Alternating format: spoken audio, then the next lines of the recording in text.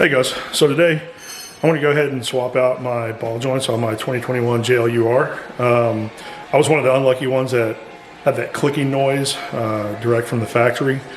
The clicking even continued after we retorqued it, based on several other people's recommendations.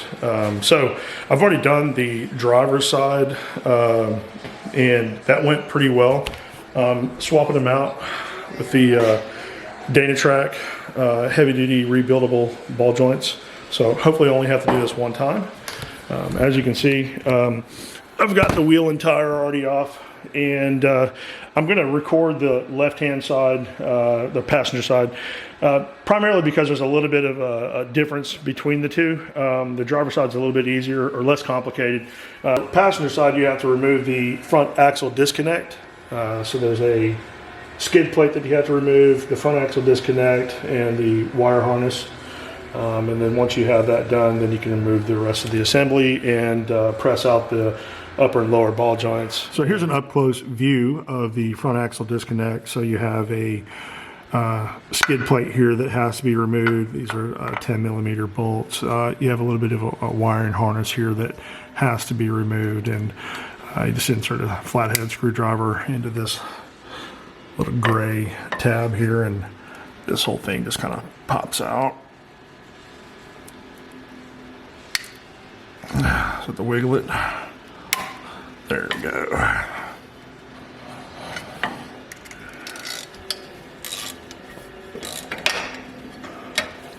You got one bolt right over here on this edge. Two. Three.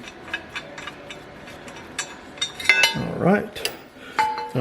Now when you disconnect this and remove it, there will be some oil that'll drip down. You don't have to worry about replacing that oil, but you do need something underneath here to catch that. So I'm going to go grab something and we'll be right back.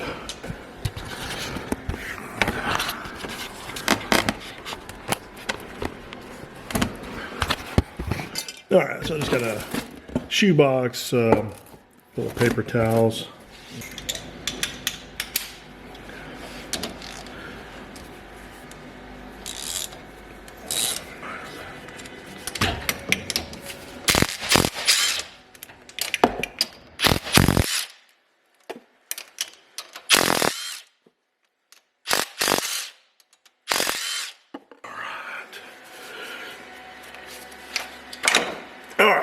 There's that little bit of oil that comes out whenever you take this puppy off, and as you can see, there's this fork that gets retracted back and forth, and we'll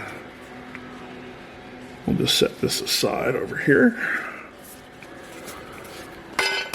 So this little device here is what that fork engages, and that's what locks your axle shaft. All right, so the first thing we're going to do is take off the brake caliper.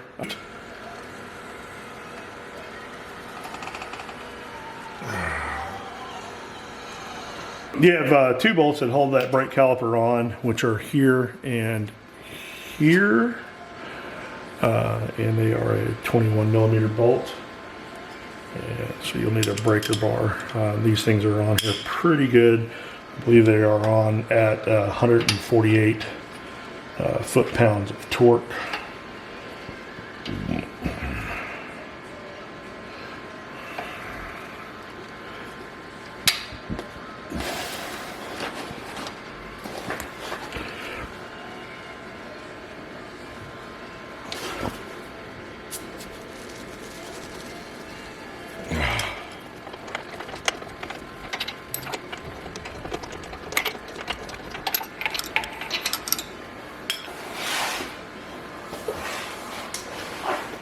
So a lot of folks usually hang the brake caliper with a bungee cord or a caliper hanger.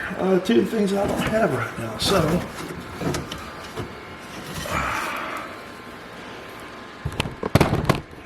I'm just going to use some paracord.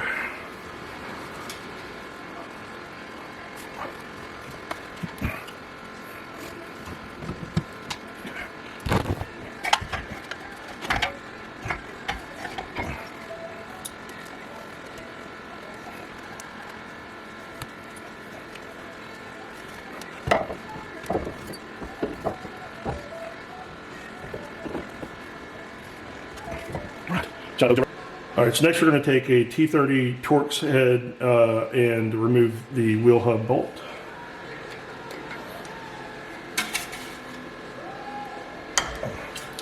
That's only on there with like 15 foot-pounds, so it's pretty easy to get off there. All right.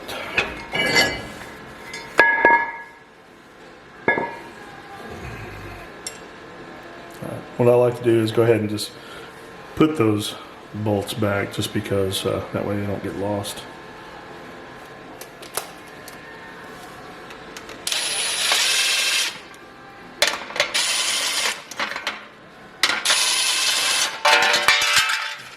Just to make sure nothing disappears, I like to take the hardware, just put it inside. I know that's just kind of sitting in there loose, but on the ground, undisturbed, it won't go anywhere. All right, so next we need to take a 5mm Allen wrench and remove this brake sensor bolt. It's only on there with like 5 foot-pounds, so it's pretty easy to take off. Now, a lot of people will clean up real good just to make sure that once we remove this, nothing gets inside there. Mine's actually pretty clean already. So, but I did bring some plastic.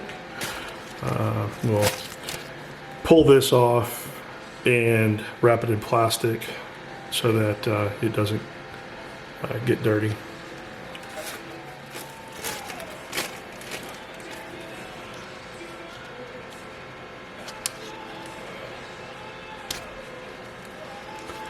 Alright, now let's see if you can get a little light over here so you can see that it does come pre-greased.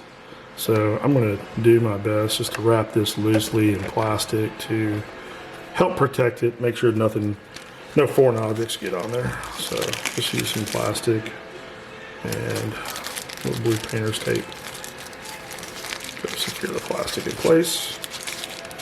Now we'll just stick that off to the side. What I like to do also is I don't want anything getting in there, so I'm just going to take a little of that blue painter's tape and cover up that hole. There we go. Okay, so next we need to remove this 10mm retention bolt. This holds that sensor harness in place.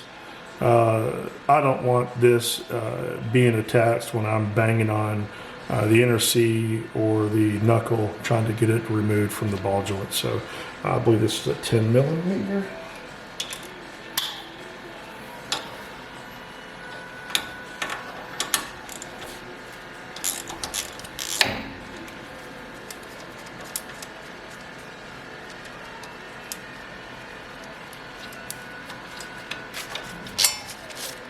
All right, so now we can just let that hang out of the way.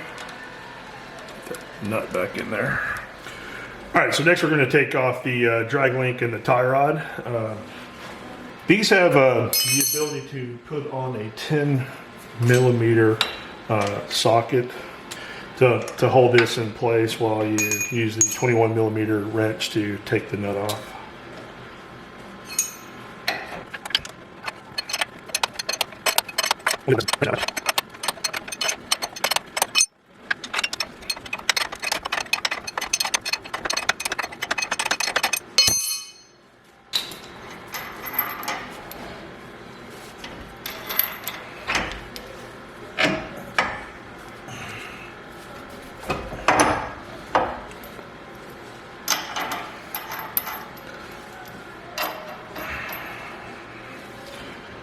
All right, next we need to take a 12-sided 13mm socket and take off these 3 bolts that hold on this hub assembly for the axle shaft.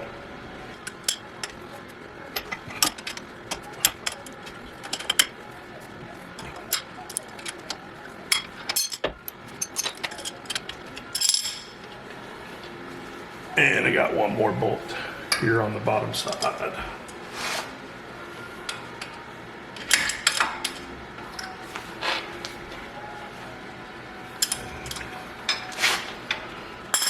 All right, so once you get those broken loose, they come out pretty easy.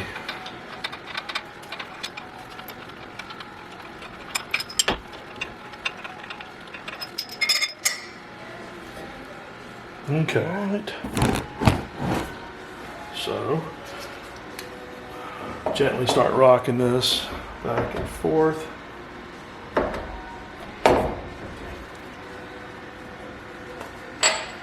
A little ring that's in there on the front axle disconnect's probably going to drop out.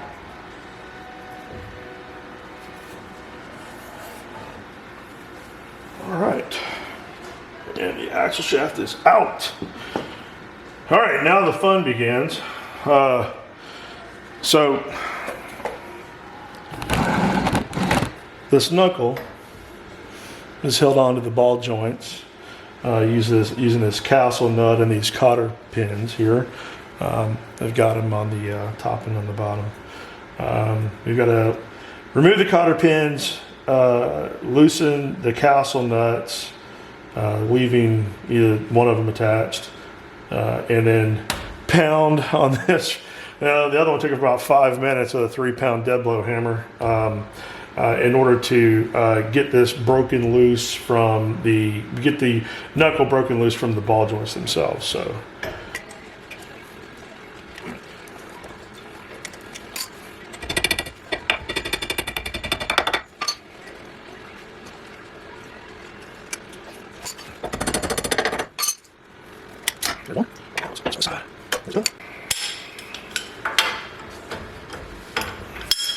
That one's broken loose. That one's broken loose.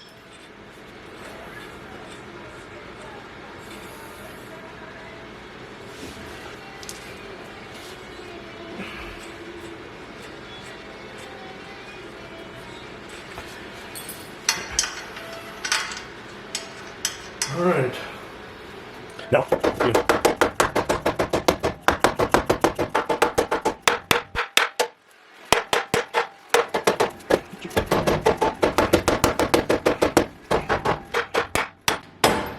Wow. Soaking that in PB Blaster overnight because the other one was extremely hard to get off. But I guess soaking that in PB Blaster overnight really helped loosen it up.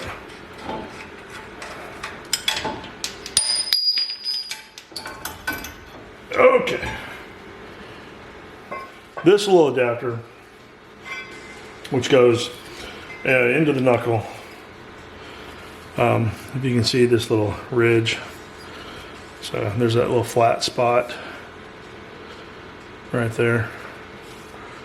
That bit of focus, there you go. So this goes into the knuckle with the flat spot, so you will reuse this piece, so do not lose it. So I'm going to keep it assembled and set it aside. And go ahead and start working on getting the ball joints removed with the ball joint press. So when you're removing the ball joints, you'll start with the top one first, because once you get the top one out, that gives you room here to use the ball joint press tool on the bottom one. So yeah, good old factory ball joints. So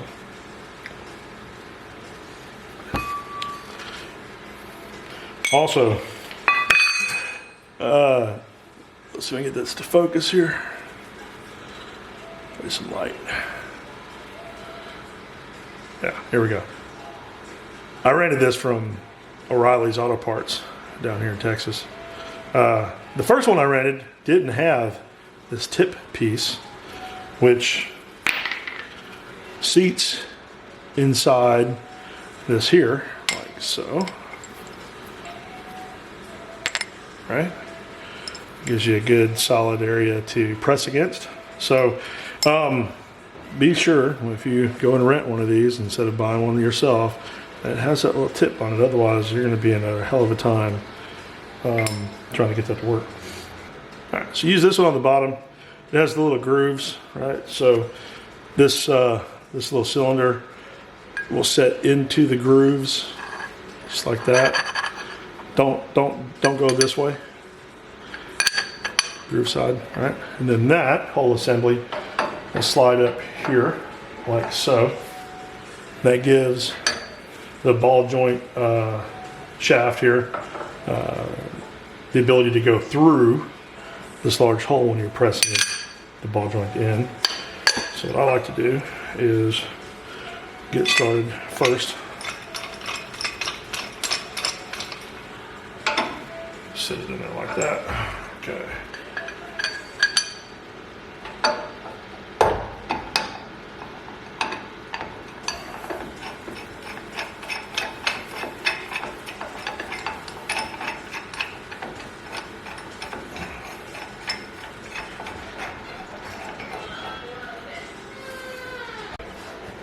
All right, so once you have this ball joint press tool assembled, what I like to do, and I've seen a few videos, and it seems like everybody orients this onto the left side, or sorry, onto the front. They orient it this way, right? And then they're constantly pressing against this as they're turning on the tool up here at the top. Let's see if I can get this assembled. All right. Yeah, there we go. So what I like to do instead is, or what I did yesterday, and it seemed to work really well for me, is I get this oriented the proper way, and take your time. Don't rush this part.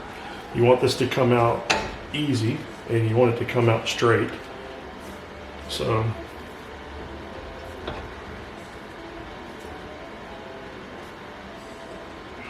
all right, you got everything on there. All right, so 22 millimeter nut at the top, at least on mine.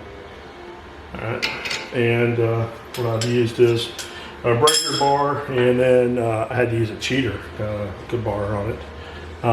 But you should be able to feel up underneath here. You should be able to feel that the ball joint is sticking through this area here, and so you'll. Once you know that that's the case, then you should be good to go. Let's go ahead and I'm gonna back out the camera a little bit so you can see.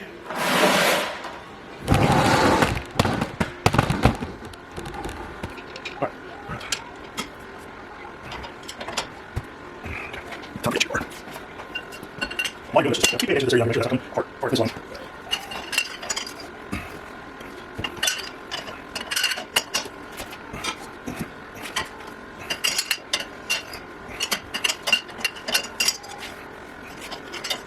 How you doing this? I did show you this. You got the last turn, hit pop down. When you put it back in, like, you did the last, the last turn was like, I'm good. Like, hold stuck. You do that. You're before, so. And, okay, maybe. Figure this one out. I don't know if anybody else does it. If you all again, you are, right? And I'm going to start back where, flip this way back. So right after we started the first time. And that's that. That's going to be that stuck on a regular ratchet, regular more. And, bummer.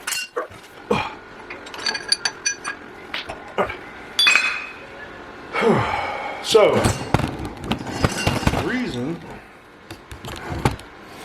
that we do the top one first is because when we go to do the bottom one, you will insert the press tool like so.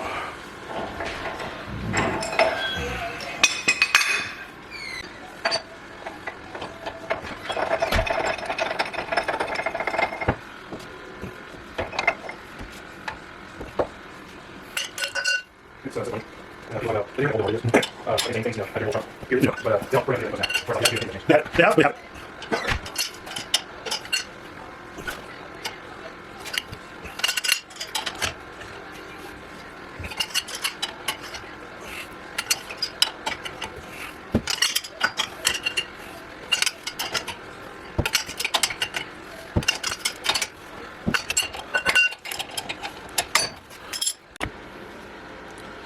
All right, so one of the things that you're going to want to do is clean out this race area.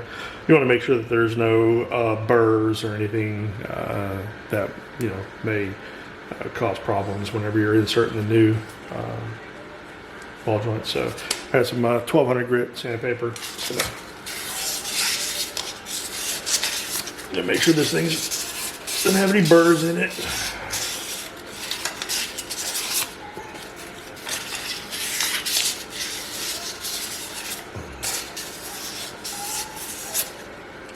Make sure it's nice and smooth.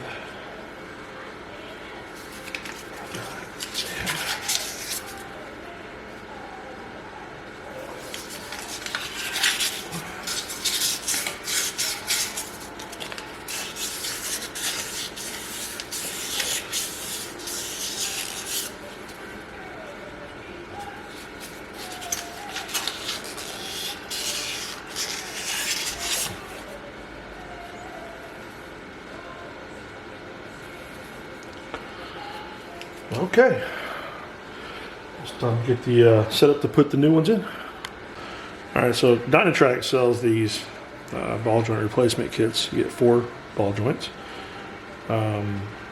They do have different part numbers. I don't know if you can see that. Right here, let's see if it will. Get all, there we go. So this one is 22088DP.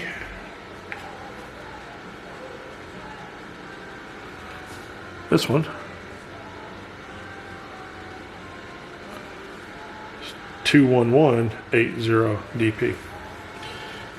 Why they make them that way, I have no idea. Because they say you can put the top on, you can put these in either top or bottom. So.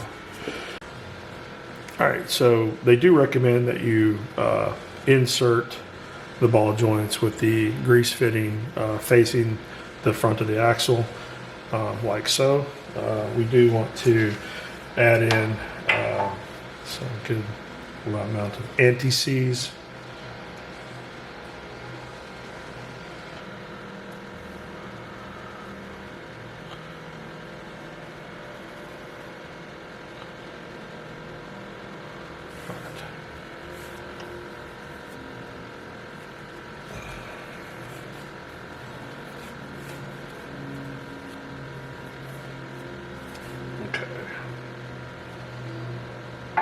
So Dynatrac also has an installation kit that they sell.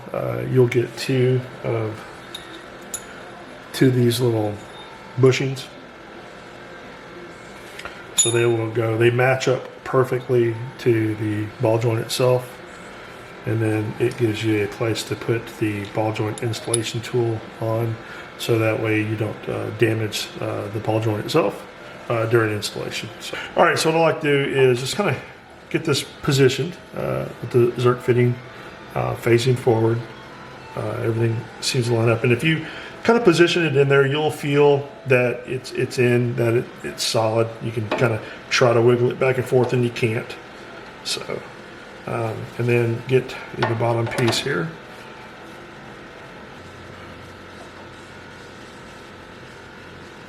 Okay.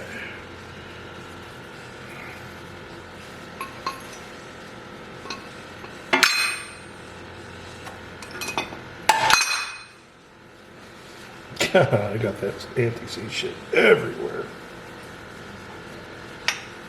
That stuff smells really bad.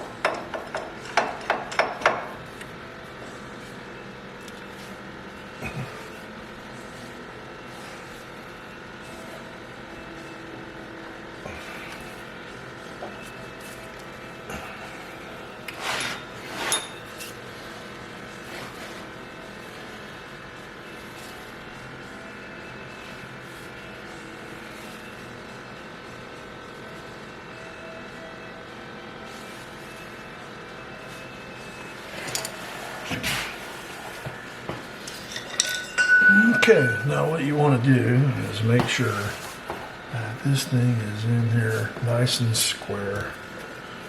You don't want to be trying to push this in at an angle. Also want to make sure I'm not having any problems up here on top. Seems to be.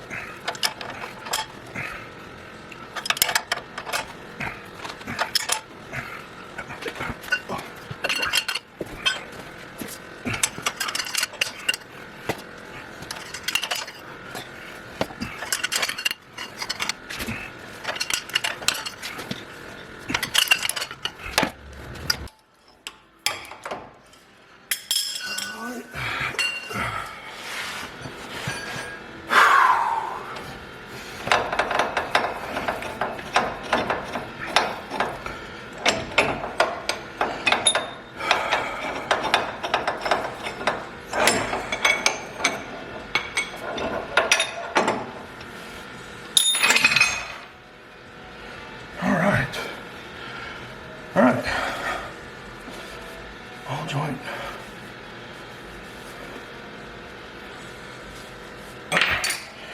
So one of the things to note is the installation kit comes with new cotter pins, the snap ring, and new castle nuts.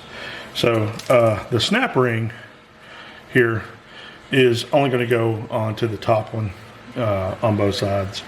The reason is because the way that this NRC is shaped, the ball joint is fully installed. It's going to be flush in the back side. You're going to be able to see that groove. You can actually stick the snap ring into the groove here, but obviously you can't get it all the way on. So you're only going to use the snap ring on the top ball joint. Once the lower bottom joint, ball joint is fully installed, it should be pretty smooth with the back. So, all right, we're going to move on to installing the top one. All right, so again, we're going to use the installation tool. We're going to assemble that to the new ball joint. We'll put the, and then we'll put the ball joint press tool up underneath that, like so.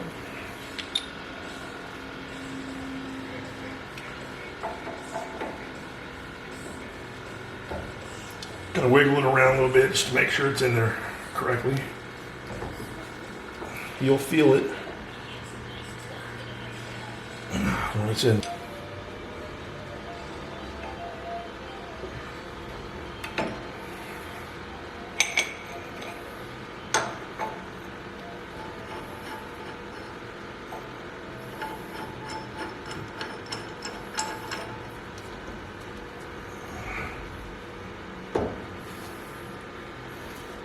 Okay.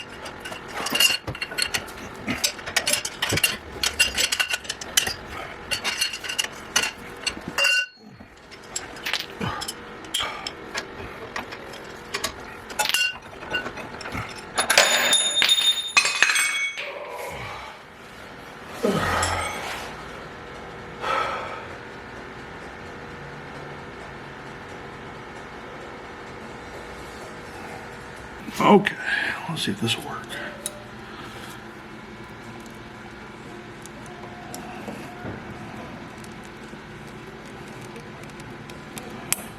Oh yeah.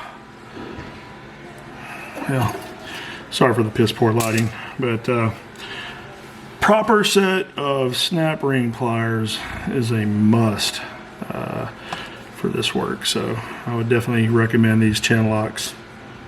Work like a champ.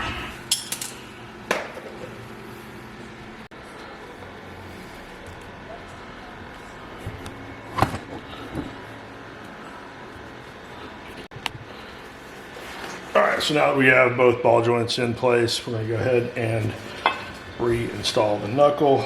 Again, this little adapter piece does go back in. I've seen some videos online where people will put this in and then try to get this in place. I've seen others where they put it in and then put everything up, and I think that's probably a better way to do it. So that's the way I'm going to do it.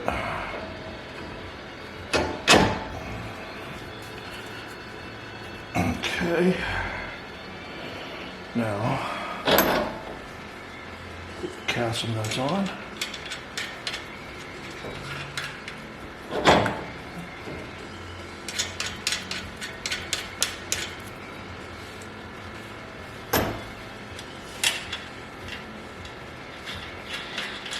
So you tighten the bottom castle nut first to 15 foot-pounds, and then do the top to 55, and then do the bottom to 35.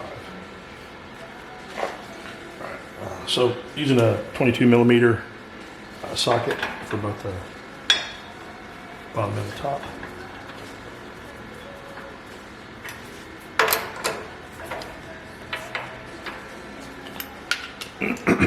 So 15 foot-pounds.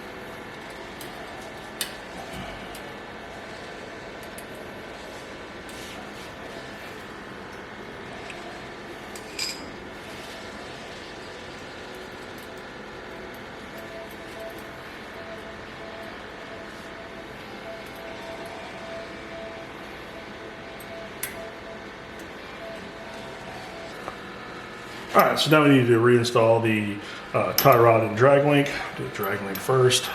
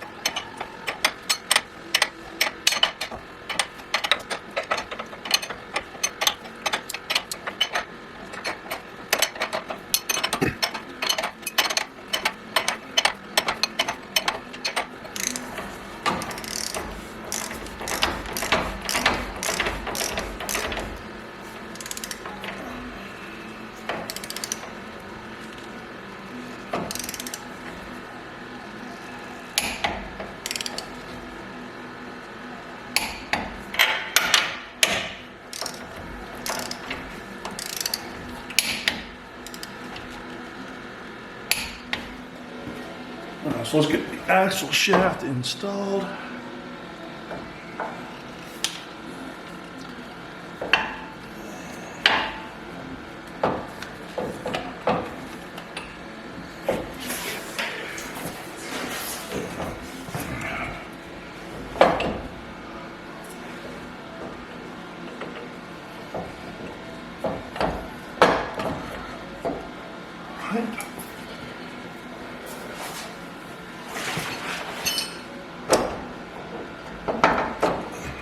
Yep. All right, so let's go ahead and get that wheel sensor back on. Let's take out this 10mm nut on the mounting bracket and put that back into place. Just put it finger tight for now. We'll take blue tape off and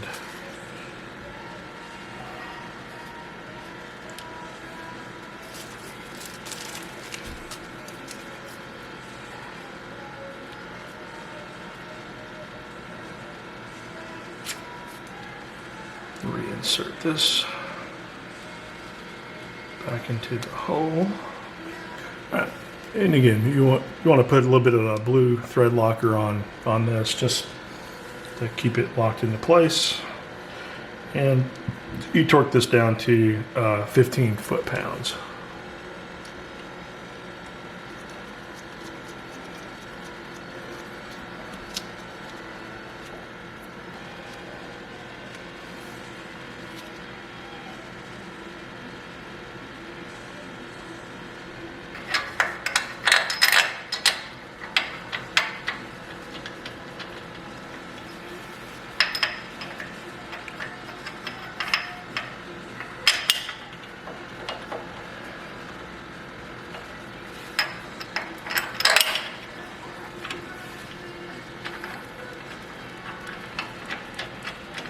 So we torqued down the unit bearing bolts to 75 foot-pounds.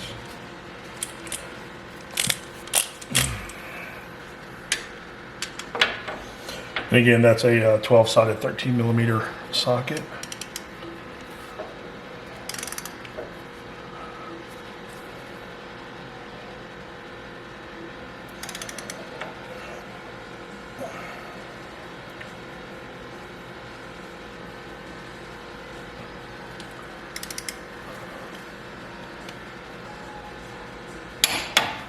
Go.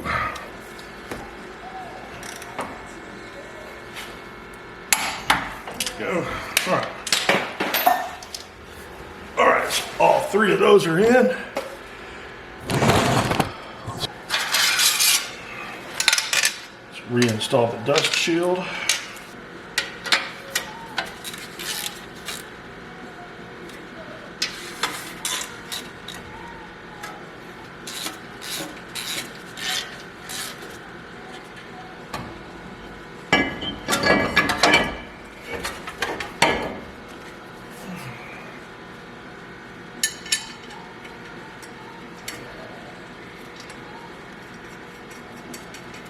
So we're going to go ahead and put the FAD back in place. I'm just going to use a rag just to kind of clean this surface up real quick. This little thing is still in here, which is good, fully engaged. And let me get the FAD.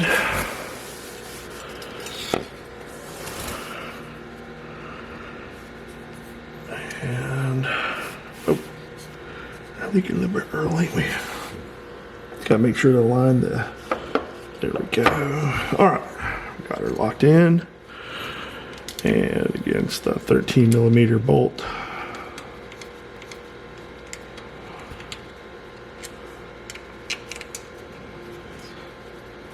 Get that one locked in.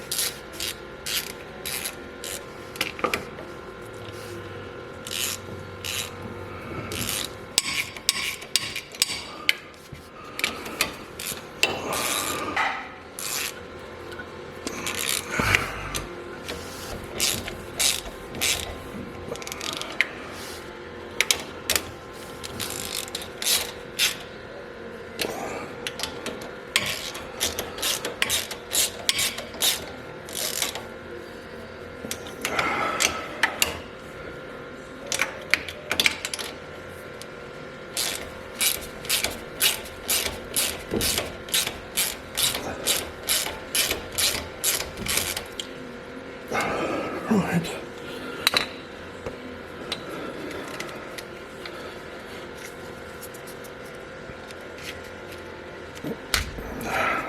And get the skid plate back on.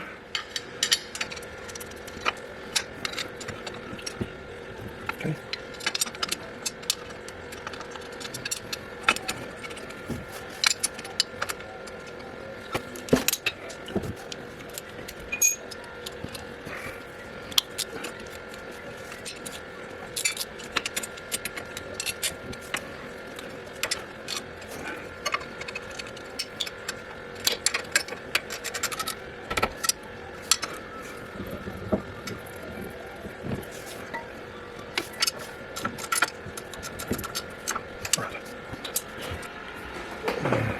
Okay, time to get the caliper.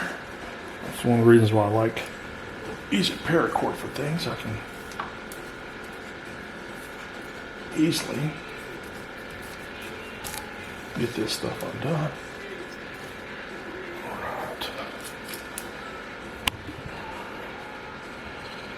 All right.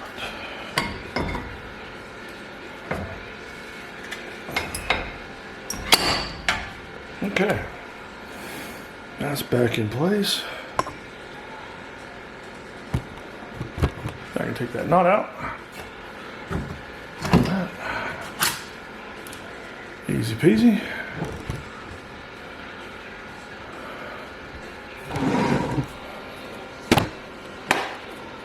All right, so now we've got to get the bolts into this thing.